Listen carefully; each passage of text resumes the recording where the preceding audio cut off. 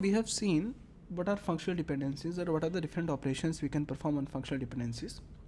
Now we have to start the next topic here, that is called as decomposition. Decomposition means if you have a given relation, then you want to break this relation into one or more, two or more than two different relations. For example, if you have a relation ABC, now you want to break this relation into separate parts. Like we can create a relation R1 which is having AB as attribute, and we can have a relation R2 which is having BC as attribute. So decomposition means decomposing a single relation into two or more different relations in such a way that if you combine these two relations again, then the decomposition should be lossless. Lossless means you should not get any extra attribute, as well as you should not get any less attribute less values as compared to the previous case. Okay, so let us see what is decomposition. I'll come to the lossless decomposition point later on. Right now, first of all, we'll start with what are joins, right? And here we are going to discuss about what is a natural join, and what happens if you do a natural join versus what happen if you do a cross product of two tables. So we'll start with what is the natural join and what is the cross product of these two tables, and after understanding the natural join and cross product of two tables, then we'll see what is a decomposition, and how can you say a decomposition is lossless, or how can you say the decomposition is lossy. Okay, so first of all, let us start with what is the difference between the natural join. What is the difference between the natural join and the cross product Okay, assuming that we have the relation R, this is the first relation which is having the following attributes, and this I'm going to give you some values. Assume this is the relation R and it is having the attributes A and B, and these are the values of the attributes. It is A1 B1, it is A2 B2, and A3 B3. And assuming that we have a relation S, the second relation which is S, and it is also having the same attributes, that is, let us assume it is having a different attributes, that is C and D, and the values of these attributes are C1 D1 C2 and D2. Number one, if you are going to do R cross S, that means the cross product of R and S. If you do the cross product of R and S, then you are going to get one more relation, and that relation will be containing the attributes which are A, B, C and D, A, B, C, D, right? And it will be containing approximately 6 tuples. Right? Why it is 6 tuples? If the relation R is containing n tuples and the relation S is containing m tuples, then R cross S should contain n cross m tuples, right? Here you can see there are 3 tuples and here there are only 2 tuples, so 3 into 2 is 6.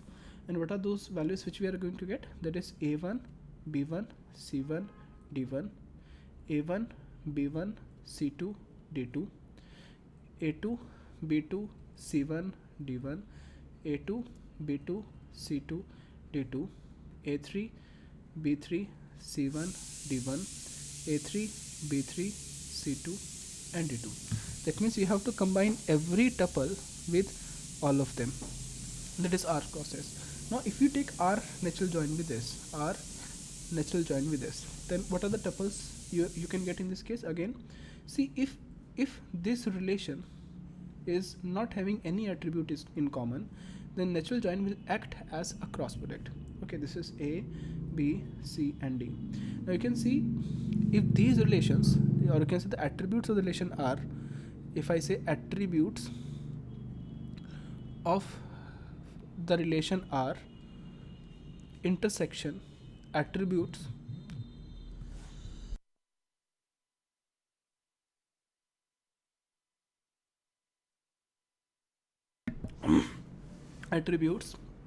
of relation S, if the intersection is equal to 5, that means the relation R and S are not having any attribute in common, then the natural join natural join will act as cross product. Okay, for example, here you can see you're again going to get a1 b1 c1 d1, a1 b1 c2 d2, a2 b2 c1 d1, a2 b2 c2 d2, and a3 b3 c1 d1, a3 b3 c2 d2. These are the values you can get in terms of natural join. Okay, now what if they are having some tuples in common? Assuming that this is the relation R, this is the relation R. What if they are having some attributes in common? It is containing the attribute A and B, and this is representing the relation S.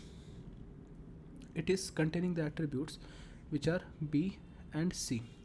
And assuming the values are A1, B1, A2, B2, A3, B3, and here in the case of S, we are having the attributes as B2, C1, B3, C2, B4, C6, and again B3, C3. Assume these are the values which we have.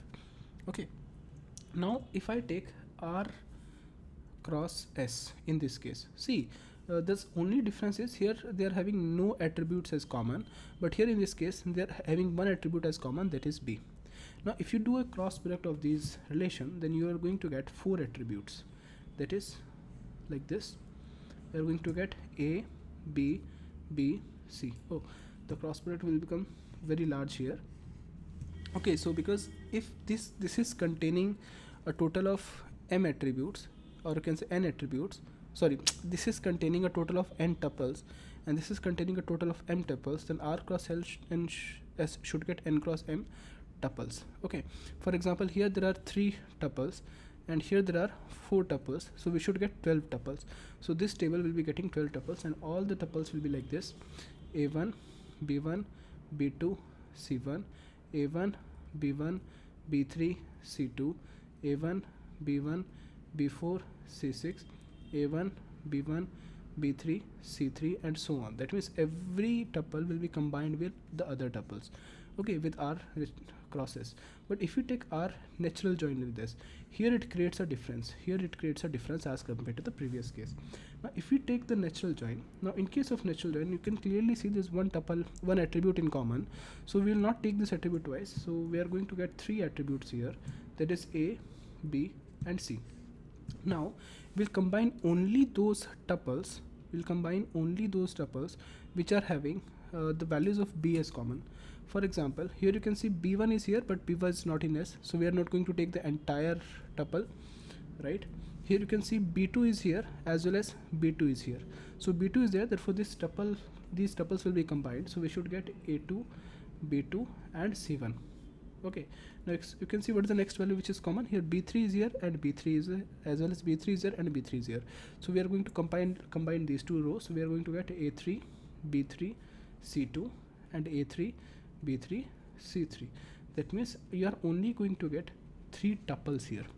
Okay, so when we do a natural join means if R and S are not having any attribute as common, then natural join will act as a cross product. But if R and S is having some attributes as common, that means that intersection of attributes of R with attributes of S, if that intersection is not equal to 5, then we are going to get the attributes which are not common, like A and C are not common, as well as the attributes which are repeating both of them, we'll take them only once, and we'll combine those tuples where the values are matching. Like here B2 and B2 are matching, so we'll combine these tuples. Here B3 and B3 are matching, so we'll combine these tuples.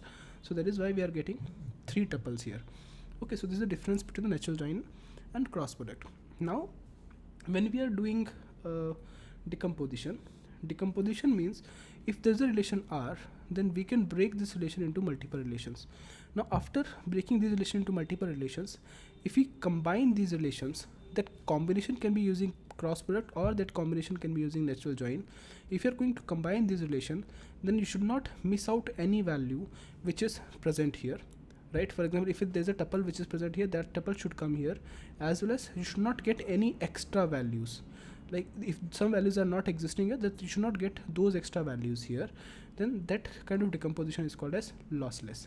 But if you are either you are getting some extra values, or you are losing some tuples which are, that means the tuples which are present here but not here, if you are losing some tuples, then the decomposition is called as lossy decomposition. So our aim is to get lossless decomposition. To get lossless decomposition, let us study in the next video what are the things which we have to do, or how can you break a certain relation so that you can get a lossless decomposition. Okay.